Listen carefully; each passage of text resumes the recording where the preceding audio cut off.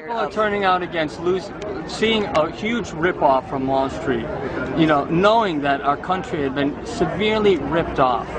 Then there's no culpability to that. Mm-hmm. Seeing their homes being lost, seeing skyrocketing prices of healthcare, not a middle class that's in free fall, plummeting to the bottom falling completely out, living on the streets without any hope of ever working their way out. Students so buried in debt, no hope of ever working their way out of that debt. People so deeply indebted because they can't make a working wage that they have to live off their credit cards or take out another mortgage.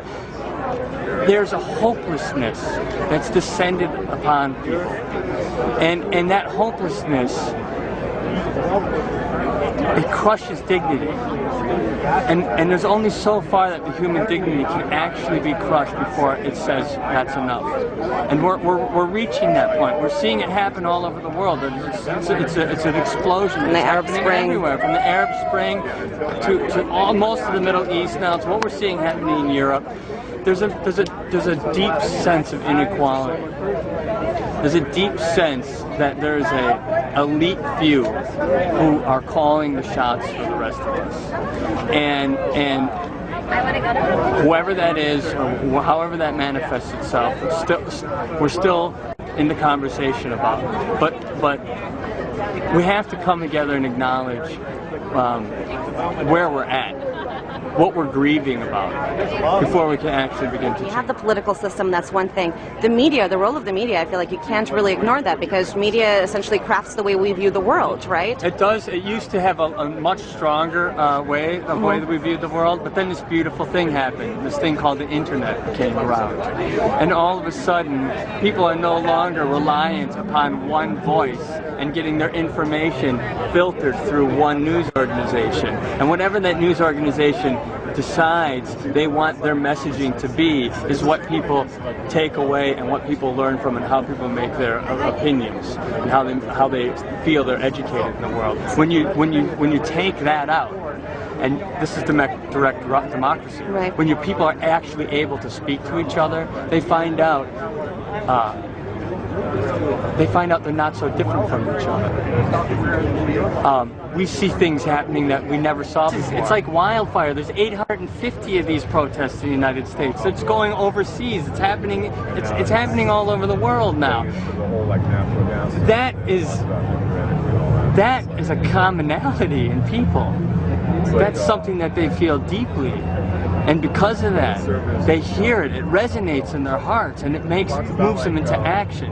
Yes, when they see someone being clubbed, that moves them into action. Yes, when they see someone have to emulate themselves because of the poor, shoddy existence that they're living, that calls people into action. But also an idea calls people into action. And the idea is that behind this movement, that people, there's no equality. That there's a class difference, an economic difference. That calls people into movement. Are we free in America today, in your view? You're as free as you are free financially. If you got the dough, you could do whatever you want to do. If you don't, you're done. You're stuck in the system. And that's not right. It's not democracy. America was built on laws. We're a land of laws. But when we see these offenders, people who've stolen huge sections of our wealth, huge sections of our savings, when we see them walk away free, when we see war criminals walk away free because they're a politician, that we don't... Like who? Pardon me? Like who? When we see Dick Cheney or Donald Rumsfeld, who literally made torture happen in the name of Americans, and there's no recourse to that, then you have to say, do we live in a world of laws anymore? America today, if you're poor, you're in the system, you pay the price, and if you're rich, you do whatever you want. But aren't we defending the right to be rich? Who's we? I'm saying, isn't the system, the country, the democracy built on, the right to achieve whatever you want to achieve? Absolutely, but you know, the top very minor percent is engaged in corporate welfare, while the rest of us are dealing in capitalism. You know. So it's not the problem isn't that they're rich. The problem is that the political system is influenced by the top 1% who yes, is rich. Of course. Yes. It's not that they're rich. It's that they're influencing the system. They're gaming the system. That they're fight against the bigger corporations because they've gamed the regulatory process. They've gamed the politicians. They've gamed the system so badly that you can't have competition anymore. And that's what this is about. This is not an anti-capitalist movement per se. You know, this is a movement about equality and a democracy and liberty and justice and the rule of law. Those are deep democratic principles that have been completely forgotten. I have my problems with this, the whole system. I mean, the whole way it's set up. You have to get the money out of the system. When Ronald Reagan and Jimmy Carter ran against each other, they took 0 private funds. It was completely publicly funded. Okay? What happened to those days? Why are we talking billions and billions of dollars to have to run for president? Where does that money come from? People say to me, well, it's the politicians, they're the puppets. And I say to them, well, then who's pulling the strings? If they're the puppets, then someone is pulling the strings. Who are those people? And why are they allowed to do that? So who are those people? Jamie Dimon, JP Morgan Chase? That's what we're all finding out now. You know, we have ideas, but, you know, there's never been a serious investigation into this. Do we really know what happened? Do we really know who did it? Do we really know how it came to pass? But the thing is, you speak out about that in the media, and you're painted as a crazy person, a nut, a lefty communist. You know what? I have no control over the way the media paints me. And I'm just proverbial you. No, or anybody has any control over them. But that's changing because they're starting to lose their the gatekeepers' esteem. You know, there's only so much obfuscation the media can do before people start to get savvy about it. You know, when you have 700 people arrested and nobody talks about it, or no one from Wall Street ends up being arrested for the crimes that they've done, then people start to say, well, why aren't they reporting about all these people who are showing up that seem to be talking somewhat about the same thing the Tea Party is, but they give the Tea Party four Tea Party people show up at something and it's a national holiday? Why do you think that is?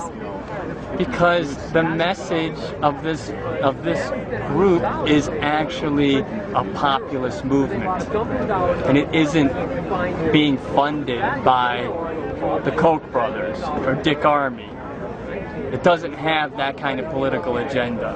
This is not the Democrats, okay? This is not the Republicans. And so they don't know what to do with it. I mean, if it's an anti-corporate message to some extent, do you think the established media outlets are threatened by it because they are corporate media outlets? Absolutely. I absolutely believe that. I mean, it makes perfect sense. It's business as usual in America. You know, you crush what speaks out against you. You turn them into a demon. You demonize them. You make people afraid of them. Then they lose their credibility. That's why they want to know who's your leader. What's your message? What are you after? They want to know those things so they could just start demonizing these people, these human beings, struggling here, lost their homes, don't have jobs, you know, covered in debt, can't find a job in America, jobs going overseas every single day.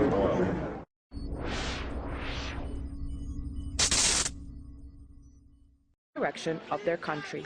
I'm sad because of all the misery that's been created from a policy that I've been trying to change for 40 years.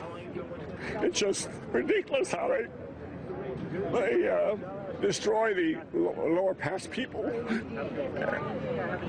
it isn't necessary. Day or night, rain or shine, it's the personal stories of these protesters that have kept them out on the streets 3 weeks into the demonstrations. It's just too hard for them to make it.